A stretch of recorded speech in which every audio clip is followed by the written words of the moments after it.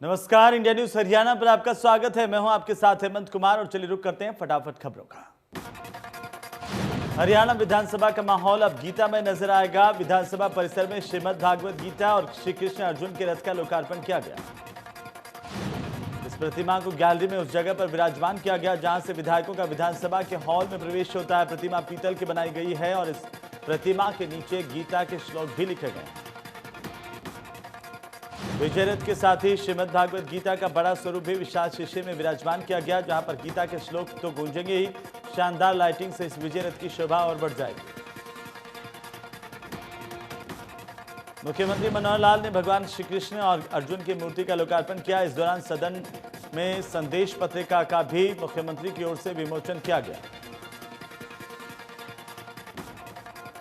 मंत्रियों और अधिकारियों की तर्ज पर अब विधायकों की गाड़ी की पहचान भी हो सकेगी। हरियाणा सरकार की ओर से विधायकों को एक खास तरह की झंडी दी गई है।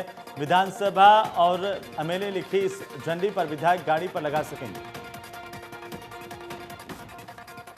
झंडी लगाने से उनके काफिले की पहचान हो जाएगी। कुछ विधायकों की शिकायत थी कि उनके वाहनों पर कोई पहचान नहीं होने की वजह से उनकी गाड़ियों को कई बार टोल बैरियर और नाकों पर रोक लिया जाता है, जिससे समय की बर्बादी होती है। इनेलो के नेता अभय चौटाला ने कहा कि अर्जुन का रथ अधर्म के खिलाफ धर्म की लड़ाई थी, जिससे हरियाणा दुनिया भर में जाना जाता है। बड़ौदा उपचुनाव को लेकर अभय चौटाला ने कहा कि वे 15 अक्टूबर को उम्मीदवारों का ऐलान करेंगे। हमारा हर कार्यकर्ता उम्मीदवार है। अभय चौटाला ने मांग की कि कृषि कानूनों पर सत्र बुलाकर चर्चा होनी चाहिए। पूर्व स्पीकर ने जल्द सत्र बुलाने का आश्वासन दिया था। कानूनों पर चर्चा से बचने के लिए 80 दिन बंद रखा गया। अब क्या कोरोना खत्म हो गया? जींद में बीजेपी विधायक कृष्ण मिड्ढा के नेतृत्व में जन स्वास्थ्य विभाग के अधिकारियों ने खोखरी गांव में क्लस्टर परियोजना के लिए जमीन का मुआयना किया। इस दौरान विभाग के कई अधिकारी मौजूद रहे। विधायक के सुझाव पर विभाग के अधिकारी 2 अलग-अलग क्लस्टर बनाकर गांव को पानी उपलब्ध करवाने की योजना बना रहे हैं। खोखरी में जमीन देखने के बाद अधिकारी अनुमान बनाकर मुख्यालय भेजेंगे। विधायक कृष्ण मिड्ढा ने गांव राय चंदवाला में लगभग 1 करोड़ 80 लाख रुपए की परियोजनाओं का लोकार्पण और शिलान्यास किया। कहा कि उनका एक ही संकल्प है कि जींद के हर गांव में विकास किया जाए। कुरुक्षेत्र में विधायक सुभाष सुधा ने थानेसर अनाज मंडी का औचक निरीक्षण किया। मार्केट कमेटी कार्यालय में आढ़तियों, राइस मिल एसोसिएशन के सदस्यों और किसानों की समस्याएं सुनते हुए उन्होंने कहा कि किसानों को जल्द फसल का भुगतान मिलेगा। विधायक सुभाष सुधा के सामने व्यापारियों ने धान की फसल का भुगतान न होने, उठान कार्य से संबंधित वाहन न उपलब्ध करवाए जाने, गेट पास न मिलने जैसी समस्याओं को रखा। विधायक ने मौके पर समस्याओं का समाधान किया। विधायक ने फसल का भुगतान करने के लिए मौके पर ही अतिरिक्त मुख्य सचिव से बातचीत की। कहा कि मुख्यालय की तरफ से जल्द ही 9 करोड़ की राशि आढ़तियों के खातों में जमा करवाई जाएगी और भुगतान भी जल्द होगा। पलवल में मंडियों में एमएसपी पर फसल की खरीद के प्रशासन के दावे किए गए, लेकिन किसान औने पौने दामों पर फसल बेचने को मजबूर हो रहे हैं, जिससे किसान परेशान हैं। किसानों ने बताया कि बाजरा की फसल के लिए जिन किसानों की रजिस्ट्रेशन हो गए थे, उनकी 2150 रुपये और बाकियों की औने पौने दामों पर फसल खरीद हो रही है, जिससे किसानों में भारी नाराजगी है। पलवल के जिला उपायुक्त नरेश नरवाल ने अनाज मंडी का दौरा किया। इस दौरान उन्होंने मंडी में धान, कपास और बाजरे की खरीद का निरीक्षण किया। इस दौरान उपायुक्त ने कहा कि किसानों की फसल एमएसपी पर खरीदी जा रही है। जिला कलेक्टर ने कहा कि मेरी फसल मेरा ब्यौरा पोर्टल दोबारा से खुलवा दिया गया है। किसान अपना फसल का ब्यौरा पोर्टल पर दे सकते हैं, जहां पर रजिस्ट्रेशन के बाद किसानों को फसल खरीद के लिए कूपन दिए जाएंगे। इलाहाबाद अनाज मंडी में कपास की सरकारी खरीद शुरू हो चुकी है। लगभग 150 से ज्यादा किसान मंडी में कपास लेकर पहुंचे, लेकिन सीसीआई के अधिकारियों के पास कपास की नमी मापने के लिए सिर्फ एक ही मशीन थी। इलाहाबाद मंडी में राजस्थान से भी बहुत सी कपास आती है। आगे जब राजस्थान का पोर्टल खुलेगा और किसानों की संख्या बढ़ेगी, तब सीसीआई एक मशीन से काम नहीं चल पाएगा, जिससे किसानों को परेशानी हो सकती है।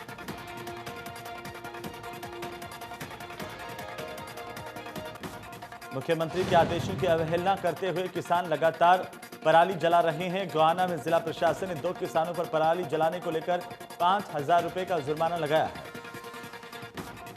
रोक के बाद भी पराली जलाने के मामले बढ़ते जा रहे हैं। करनाल के सिविल सर्जन ने कहा कि इस समय कोरोना महामारी चल रही है। अगर ऐसे समय में किसी भी कारण से वातावरण में प्रदूषण फैलता है तो आने वाले दिनों में कोरोना के मामले बढ़ने के आसार हैं। करनाल में कृषि विभाग ने अब तक 233 ऐसी लोकेशन को ट्रेस किया जहां पर किसानों ने अपने खेतों में अवशेषों में आग लगाई है। कृषि विभाग ने 150 किसानों से जुर्माना वसूला, 2 केस भी दर्ज करवाए। सिरसा में किसानों के धरने के 8वें दिन बिनेन खाप ने किसानों को समर्थन दिया है। खाप नेता फकीर चंद समर्थकों के साथ धरना स्थल पर पहुंचे, कृषि कानूनों का विरोध जताया। झज्जर में हरियाणा महिला आयोग की सदस्य सोनिया अग्रवाल अचानक महिला थाने का औचक निरीक्षण करने पहुंची, जहां पर उन्होंने न सिर्फ महिला थाने की व्यवस्थाओं का जायजा लिया बल्कि वहां पर मौजूद शिकायतकर्ताओं से बातचीत की। निरीक्षण के दौरान महिला थाने में आयोग की सदस्या को काफी शिकायतें पेंडिंग मिली, जिससे लेकर के उन्होंने पुलिसकर्मियों से जवाब मांगे। कहा कि महिला थाने में कहीं न कहीं ड्यूटी को लेकर कोताही बरती जा रही है।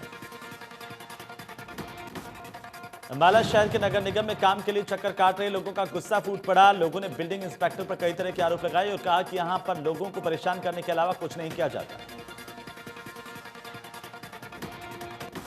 लोगों के आरोप है कि बिल्डिंग इंस्पेक्टर कभी अपनी सीट पर नहीं बैठते और जब भी वो मिलते हैं तो काम कर देने की बात कहकर लोगों को टाल देते हैं, लेकिन एक महीना बीत जाने पर भी साहब लोगों का काम करने की जहमत नहीं उठाते। भिवानी में प्राइवेट स्कूल वेलफेयर एसोसिएशन के प्रदेश अध्यक्ष ने सरकार से मांग की है कि कोरोना काल के दौरान निजी स्कूलों को हुए नुकसान का आकलन करने के लिए प्रदेश स्तर पर मूल्यांकन कमेटी बनाई जाए। ये कमेटी मूल्यांकन करें कि निजी स्कूलों को इस अवधि के दौरान नुकसान हुआ है या फायदा। कमेटी की रिपोर्ट के बाद ही सरकार निजी स्कूलों के साथ व्यवहार करें। सरकार श्वेत पत्र जारी करें ताकि सच्चाई जनता के सामने आ सके। सिरसा में प्रॉपर्टी की बंद पड़ी रजिस्ट्रियों को खुलवाने की मांग को लेकर प्रॉपर्टी डीलर्स ने उपायुक्त से मुलाकात की। कहा कि पिछले 3 महीनों से रजिस्ट्री बंद पड़ी है, प्रशासन से मांग के बाद भी सुनवाई नहीं हो रही। प्रॉपर्टी डीलर्स ने कहा कि डीसी ने आश्वासन दिया कि उनकी समस्या का हल निकाला जाएगा। रजिस्ट्री ना होने के चलते लोगों के साथ साथ प्रॉपर्टी डीलर्स को भी समस्याएं हो रही हैं। पलवल में हरियाणा विद्यालय अध्यापक संघ और पीटीआई संघर्ष समिति के संयोजन में नौकरी बहाली को लेकर क्रमिक अनशन 121वें दिन भी जारी रहा। टीचर्स ने सरकार से जल्द समस्या का समाधान निकालने की मांग की। पेहोवा में खेल मंत्री संदीप सिंह और उनके भाई लेफ्टिनेंट विक्रमजीत सिंह की ओर से हर महीने जरूरतमंद लोगों को मदद की राशि दी जाती है। मुहिम की लोगों की ओर से सराहना की गई।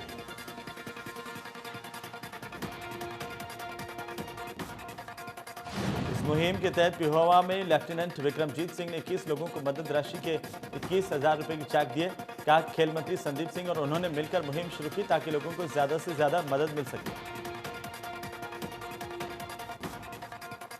गोहना रोडवेज की हालत इन दिनों काफी खराब है। आपको बता दें कि गोहना में 2 बसों का इंश्योरेंस खत्म हो चुका है, लेकिन अभी तक अधिकारियों ने इंश्योरेंस करवाने की जहमत नहीं उठाई। साथ ही काफी लंबे वक्त से रोडवेज के बेड़े में कोई नई बस भी शामिल नहीं की गई। कुरुक्षेत्र में गैस पाइपलाइन बिछाई जा रही है। इसके चलते शहर में कई इलाकों में खुदाई होने से गड्ढे हो गए हैं। इन गड्ढों से लोगों को भारी परेशानी का सामना करना पड़ रहा है। रेवाड़ी में 50,000 के सरकारी कबाड़ी की सुरक्षा में 3 पुलिसकर्मी तैनात किए गए। कबाड़ के चलते सुरक्षा कर्मियों को भारी परेशानी का सामना करना पड़ रहा है। गुरुग्राम में कुख्यात गैंगस्टर पर क्राइम ब्रांच ने कानूनी शिकंजा कसना शुरू कर दिया है। मुठभेड़ के दौरान पुलिस ने गैंगस्टर सूबे गुर्जर के 2 गुर्गों को गिरफ्तार किया। दोनों किसी वारदात को अंजाम देने की फिराक में थे। एसीपी क्राइम की माने तो उन्हें मुखबिर से सूचना मिली थी कि सूबे गुर्जर के 2 शूटर्स या इन्फॉर्मर बादशाहपुर से सटे एसपीआर रोड से होकर गुजरेंगे। नाका लगाकर बदमाशों को रोका गया। उन्होंने पुलिस पर फायरिंग की। गुरुग्राम में जेल वार्डन को जेल में नशीला पदार्थ सप्लाई करने के मामले में क्राइम ब्रांच ने खेल के मास्टरमाइंड जेलबंदी के भाई को गिरफ्तार कर लिया, जिसने जेल में नशा तस्करी के बड़े खेल को बेनकाब कर मामले का खुलासा किया। एसपी क्राइम के मुताबिक आरोपी रेवाड़ी में नशे की तस्करी के काले कारोबार से जुड़ा है और जेल में नशे की खेप को पहुंचाने में बड़ी भूमिका अदा करता आ रहा है। झज्जर के बम्बुलिया गांव में 2 जुड़वा भाइयों की तालाब में डूबने से मौत हुई है। तालाब में कई फीट बने गहरे गड्ढे ने बच्चों की जान ले ली। दोनों खेल खेल में कुत्ते को बचाने के चक्कर में तालाब में डूब गए। चरखी दादरी के गांव मंदौली में बच्चों के खेलते हुए बॉल को लेकर लड़ाई हो गई। एक पक्ष की ओर से युवक मौके पर पहुंचा और उसने बच्चे को बेरहमी से पीटा। इलाज के दौरान बच्चे की मौत हो गई। पीड़ित परिजनों का कहना है कि अपराधियों को जल्द से जल्द पकड़ा जाए। डीएसपी ने परिजनों को आश्वासन दिया कि जल्द ही आरोपियों को गिरफ्तार किया जाएगा। करनाल में चोरी की वारदात कम होने का नाम नहीं ले रही। पुरानी सब्जी मंडी में 3 किराने की दुकानों पर चोरों ने वारदात को अंजाम दिया। चोरी की वारदात सीसीटीवी के कैमरे में कैद हुई। तो वहीं चोर दुकान से ड्राई फ्रूट के साथ साथ राशन का काफी सामान साथ ले गए। तीनों दुकानों के गले में रखे हजारों रुपए कैश पर भी उन्होंने हाथ साफ किया। जींद में बैंक में 20 लाख रुपए की चोरी करने वाला 11 साल का एक बच्चा देश के अलग अलग हिस्सों में कॉन्ट्रैक्ट लेकर चोरी करता है। यह बच्चा मध्य प्रदेश के राजगढ़ का रहने वाला है, जो कि 1 से 2 लाख रुपए लेकर चोरी की वारदात को अंजाम देता है। पुलिस ने बच्चे को गिरफ्तार कर हिसार के सुधार गृह में भेज दिया है। जांच अधिकारी ने बताया कि बच्चा परिजनों के साथ मिलकर चोरी की वारदात को अंजाम देता था। बच्चे ने भिवानी में बैंक में चोरी की वारदात को अंजाम दिया था। फरीदाबाद में युवक की हत्या के मामले में पुलिस ने 4 आरोपियों को गिरफ्तार किया। युवकों पर आरोप है कि उन्होंने मोबाइल न देने पर युवक की पीट कर हत्या कर दी। पुलिस के मुताबिक युवक जन्मदिन मना रहे थे। उसी दौरान उन्होंने दोस्त से मोबाइल मांगा, जिससे देने से मना कर दिया। उनके बीच इसी बात को लेकर कहासुनी हुई और फिर आरोपियों ने उस पर रॉड और डंडों से हमला कर दिया। फतेहाबाद के भूना इलाके में महिला के साथ रेप का मामला सामने आया। एक व्यक्ति ने महिला के साथ रेप किया और 2 लोगों ने उसकी मदद की। पुलिस ने तीनों के खिलाफ केस दर्ज किया है। पीड़िता ने बताया कि आरोपी ने उसके साथ कई महीने से दुष्कर्म किया और जान से मारने की धमकी दी। अगर उसने इस बारे में किसी को बताया तो उसे जान से मार देंगे। जिसके बाद पीड़िता ने पुलिस को इसकी शिकायत दी। गोहाना में बदमाशों के हौसले बुलंद। शराब कारोबारी से बदमाशों ने 8 लाख रुपए की रंगदारी की मांग की। रुपए नहीं मिलने पर हथियारों से लैस 5 बदमाशों ने शराब के ठेके में आग लगा दी। इतना ही नहीं, इन बदमाशों ने ठेके में आग लगाने के बाद आंवली गांव में सेल्समैन पर फायरिंग की। गनीमत रही कि सेल्समैन को गोली नहीं लगी। हिसार में बरवाला रोड पर मौजूद बाल सुधार गृह में कल शाम 17 बाल कैदी फरार हो गए। बाल कैदियों को शाम के भोजन के लिए बाहर निकाला गया था। पहले से ही हमले की फिराक में तैयार बाल कैदी जेल सुप्रिंटेंडेंट समेत 3 सुरक्षा कर्मियों पर हमला बोलकर मौके से फरार हो गए। इन कैदियों ने जेल वार्डन से चाबी छीनी। मैन गेट का ताला तोड़कर भाग निकले। मैन गेट पर तैनात सुरक्षा कर्मियों के सिर पर गहरी चोटें आई हैं, जिन्हें सिविल अस्पताल में भर्ती करवाया गया। भागने वाले कैदियों में अधिकतर रोहतक और झज्जर जिले के हैं। ये हत्या और मारपीट जैसे केस में सजा काट रहे हैं। फिलहाल बाल कैदियों की तलाश के लिए हिसार जिला पुलिस की 15 टीमों को गठित किया गया है। प्रदेश कांग्रेस अध्यक्ष कुमारी सैलजा नारनौंद के डाटा गांव के दौरे पर रहीं, जहां पर उन्होंने मृतक रमलू के शोकाकुल परिवार से मुलाकात की और परिवार को सांत्वना दी। इस दौरान उन्होंने कहा कि दुख की इस घड़ी में कांग्रेस पार्टी परिवार के साथ खड़ी है। आपको बता दें कि हांसी में राम मेहर नाम के एक आरोपी ने रमलू की हत्या कर उसके शव को कार में जला दिया। इसके बाद से परिवार में मातम का माहौल है। पंचकुला की बरवाला रोड पर सीएम फ्लाइंग स्क्वाड, सीआईडी और खाद्य आपूर्ति विभाग की टीम ने संयुक्त कार्रवाई की है, जहां पर सीएम फ्लाइंग की टीम ने 3 क्विंटल 24 किलो नकली पनीर बरामद किया। जानकारी के अनुसार नकली पनीर नरवाना से लाकर पंचकुला में बेचा जा रहा था, जिसकी सूचना मिलने पर सीएम फ्लाइंग की टीम ने छापेमारी की। सीएम फ्लाइंग की टीम ने बताया कि आरोपी लग्जरी कार की डिग्गी में पनीर लाकर सप्लाई करता था, जिससे किसी को उसके गोरख धंधे की भनक न लगे। नुहर जिले के टीबी रोग विशेषज्ञ डॉक्टर प्रवीण राज तंवर ने पत्रकारों से बातचीत के दौरान कहा कि विश्व स्वास्थ्य संगठन ने अलाफिया सामान्य अस्पताल के प्रांगण में बैठक की डॉक्टर्स के साथ, जिसमें टीबी रोग में दवाइयों के बदलाव के साथ साथ अन्य बदलाव के बारे में भी डॉक्टरों को विस्तार से जानकारी दी गई। नुहर जिले में युवाओं को मनरेगा और एनआरएलएम स्कीम के तहत विशेष प्रशिक्षण दिया जाएगा। इस बारे में जानकारी देते हुए जिला उपायुक्त धीरेन्द्र खरकटा ने बताया कि प्रशिक्षण के साथ साथ युवाओं को बैंक से लोन भी उपलब्ध करवाया जाएगा। अंबाला में नवरात्रों से पहले बाजारों में लौटी रौनक। कोरोना संकट के बीच लोग जमकर कर रहे खरीदारी। चुनाव आयोग ने राज्यसभा सीटों के चुनाव का किया ऐलान। उत्तर प्रदेश और उत्तराखंड की 11 राज्यसभा सीटों पर होना है चुनाव। हाथरस केस में सीबीआई ने केस दर्ज कर जांच शुरू कर दी है। शुरुआती जांच के लिए सीबीआई की टीम हाथरस में रेप पीड़िता के घर पहुंची। कई अहम जानकारी मिलने की उम्मीद है।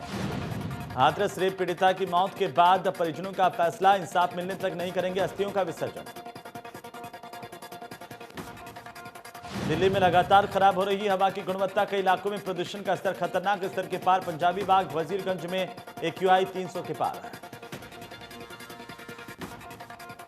15 अक्टूबर से कर सकेंगे माता के दर्शन। एक बार में 7,000 लोग करेंगे दर्शन। कोरोना नियमावली का रखना होगा खास ध्यान।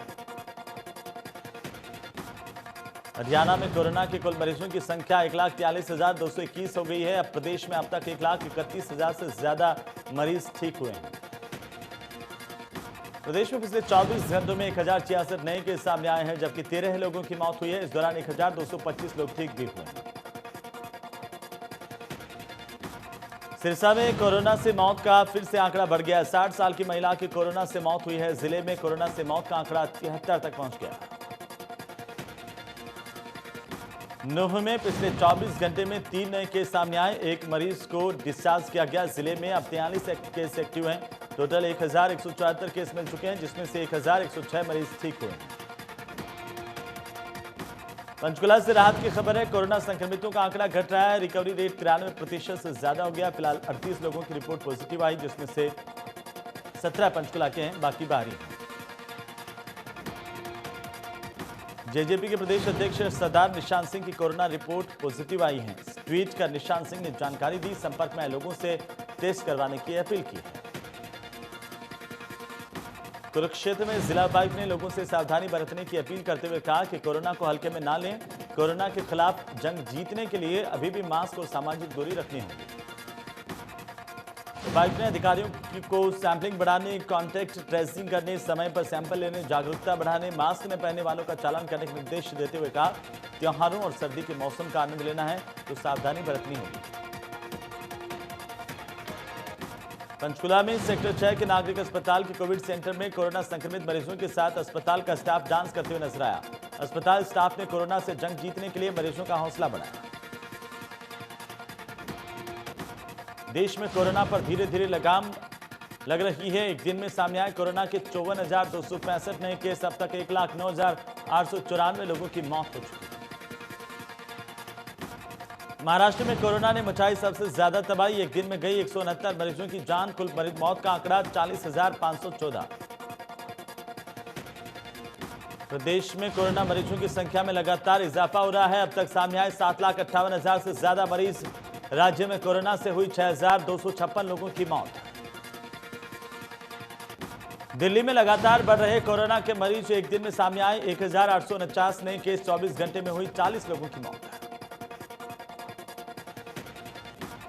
दुनिया भर में कोरोना से लगातार हो रही लोगों की परेशानी बढ़ रही है। लगातार बढ़कर मरीजों की संख्या 3,80,36,000 के पार पहुंच गई है। अब तक 10,85,000 से ज्यादा मरीजों की मौत हुई है। अमेरिका में कोरोना मरीजों की मौत का बढ़ रहा आंकड़ा। अब तक 2,20,000 से ज्यादा मरीजों की मौत हुई। कुल मरीजों का आंकड़ा 80,37,000 के पार चला गया। रूस में कोरोना मरीजों की रफ्तार कम नहीं हो रही है। कुल मरीजों की संख्या 13,12,000 के पार चली गई। रूस में अब 2,65,000 से ज्यादा एक्टिव केस हैं। स्पेन में कोरोना से लगातार बढ़ रहा मौत का आंकड़ा। अब तक कोरोना से गई 33,124 लोगों की जान। कुल मरीजों की संख्या 9,18,000 के पार। नेहा की रिलेशनशिप कंफर्म करने के बाद अब आदित्य नारायण ने श्वेता अग्रवाल के साथ अपना रिलेशनशिप कंफर्म कर दिया है। श्वेता और आदित्य की मुलाकात फिल्म शापित के सेट पर हुई। आदित्य के मुताबिक शादी नवंबर-दिसंबर में हो सकती है। Singing reality show Sa Re Ga Ma Pa little champs के विजेता की घोषणा हो गई है। केरल की आर्यनंदा बाबू ने अपनी आवाज का जादू चलाते हुए सारेगामापा लिटिल चैंप्स की ट्रॉफी अपने नाम कर ली। बॉलीवुड के मशहूर एक्टर धर्मेंद्र अपनी फिल्मों के साथ साथ अपने व्यवहार के लिए भी खूब जाने जाते हैं। हाल ही में उन्होंने अपने पिता की एक तस्वीर साझा की और उनके लिए एक इमोशनल मैसेज भी लिखा।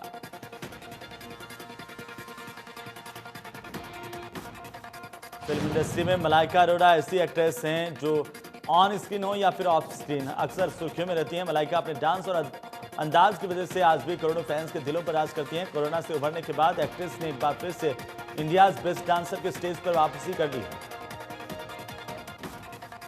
बॉलीवुड की सिंगिंग क्वीन नेहा कक्कड़ इन दिनों पंजाबी सिंगर रोहनप्रीत सिंह से अपनी रिलेशनशिप को लेकर के काफी सुर्खियों में है।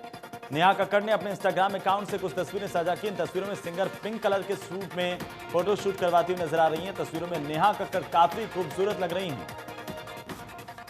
बिग बॉस 14 की कंटेस्टेंट निकी तंबोली लगातार लोगों का खूब ध्यान खींच रही है। घर में आए तीनों तूफानी सीनियर्स गौर खान, हिना खान और सिद्धार्थ शुक्ला ने भी निकी तंबोली की जमकर तारीफ की है।